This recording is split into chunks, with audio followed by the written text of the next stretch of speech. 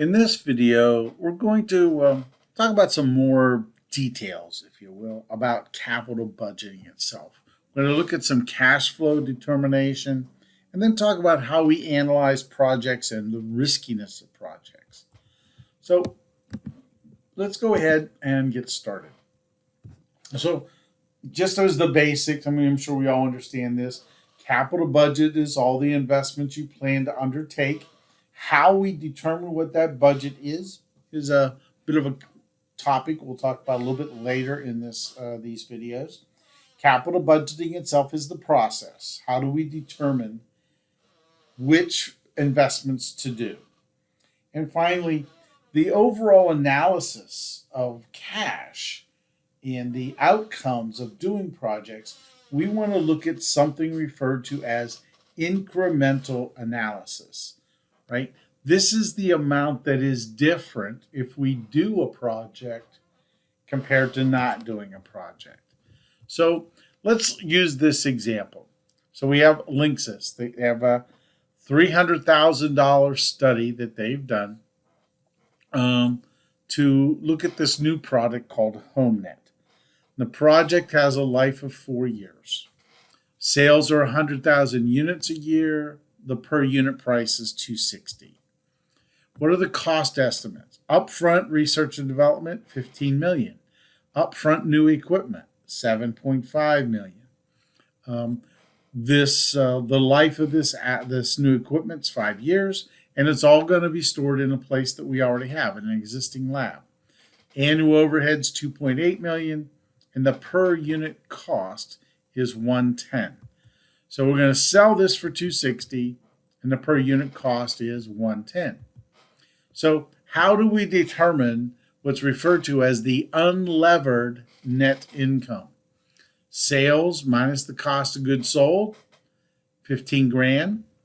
Take in your general selling administrative, that's that 2.8 million. The research and development was 15 million. That's going to be spent up front. And to depreciate the assets, right, we have 15 million, 1.5 million per year. So the EBIT each year, roughly, again, we see it's all 10.7, except for the year 5. That's the project's over by then. Income tax, 40% of those values. And then finally, the unlevered net income. $9,000 is the unlevered net income year 0. That's the net effect here. Then it's 6.42 million a year is the unlevered net income. So let's break this down, see how we can calculate this. 7.5 million was the new equipment. We're using straight line depreciation for 5 years. So you just divide this out. 7.5, that's that 1.5 million per year. In capital budgeting decisions, interest expense is typically not included. The rationale is that the project should be judged on its own, not how it will be financed. But even more important, right, or I think maybe even more logical, is that the hurdle rates, right, the internal rate of return, the required rate of return, the cost of capital, right, that is the interest is included in that cost of capital. So we don't want to include it in the cash flows and then also include it in the formula for determining the technique. So interest expense is not incorporated in capital budgeting analysis. How do we find the marginal tax rate for a company? Again, a negative tax, if you did have negative tax, it would be a tax credit, right? But the income tax is just EBIT times the corporate tax rate.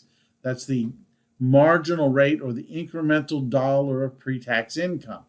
So unlevered net income calculation, you just take the EBIT times 1 minus T. It's a pretty simple formula. All this should be pretty straightforward. So now let's look at what happens when we do this.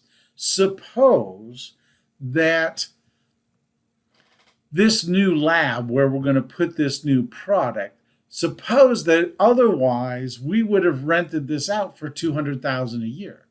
Well, that has an impact, right? If you could have earned $200,000 and now we can't, we have to show that in the cash flows. That is, it's not a loss of cash because we're spending money. It's a loss of cash because we're not going to receive it. So we need to find the after-tax cost. So of course you take that cost, multiply it by 1 minus the corporate tax rate. So this is actually going to cost us $120,000 per year for this particular asset.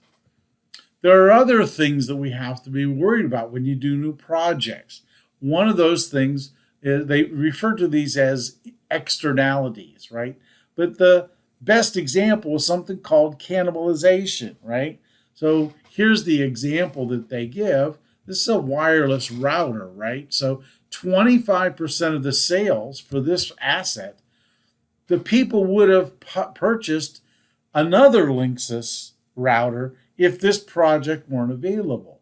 So again, if we didn't have this project, everybody would buy the old thing. But since we have this new thing, 25% of the people that used to buy the old asset are now going to buy the new asset. And again, we have to include this difference in sales when we move to analyzing this overall project, because we're losing sales not in the new project, we're losing sales in the old project. There's something called sunk costs. These are costs that would have been paid whether or not we do the project or not. And typically we should not include these in this incremental analysis, right? So any money that's already been spent on research and development is a sunk cost, and therefore it's irrelevant to moving forward. Now, I might mention that companies can do whatever they want to do, right? So if your company says, we include sunk costs, you just include sunk costs. The challenge is including sunk costs reduces the net present value of the project, and you may ultimately miss out on some things that that you want to cover, that you might want to do, that might be beneficial, but you won't be able to do that. So again, like in this case, the decision to continue or abandon a project should be based on incremental costs and benefits of the product going forward. So should we move forward or not, right? It depends on the cash flows moving forward, not those that have already happened in the past. So what the real world does to our decisions, I think most of us recognize this, right? Sales are going to change from year to year, right? It's a forecast. Average selling price, that could change if we decide it's too low, we decide it's too high, we can change that. And of course, average cost per unit can always change because of the changes in costs of raw materials, etc. So the incremental effect of a project on the firm's available cash, we refer to this as its free cash flow. That is the number, that is the value that we include in our techniques for the analysis. And of course, capital expenditures are the actual cash expenses, right? Those are outfits, they're included, right? Because they're actual cash flows. Now, depreciation is a non-cash expense. So the free cash flow estimate doesn't include depreciation, but does include the tax implication of depreciation. So if we want to calculate free cash flow, we take the unlevered net income, add depreciation, subtract out any capital expenditures for the year, and subtract out any changes in net working capital. This will give us this free cash flow calculation. Now again, this term we've talked about a couple times, TC times depreciation, right? If we expand this formula, This is what we refer to as a depreciation tax shield.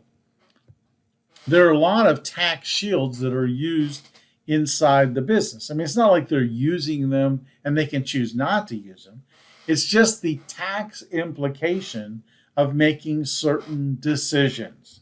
That's what we refer to as the tax shield. So again, that's the end of this first quick video on some of the fundamentals, right? The actual technique itself, the process of doing capital budgeting. See you in a bit.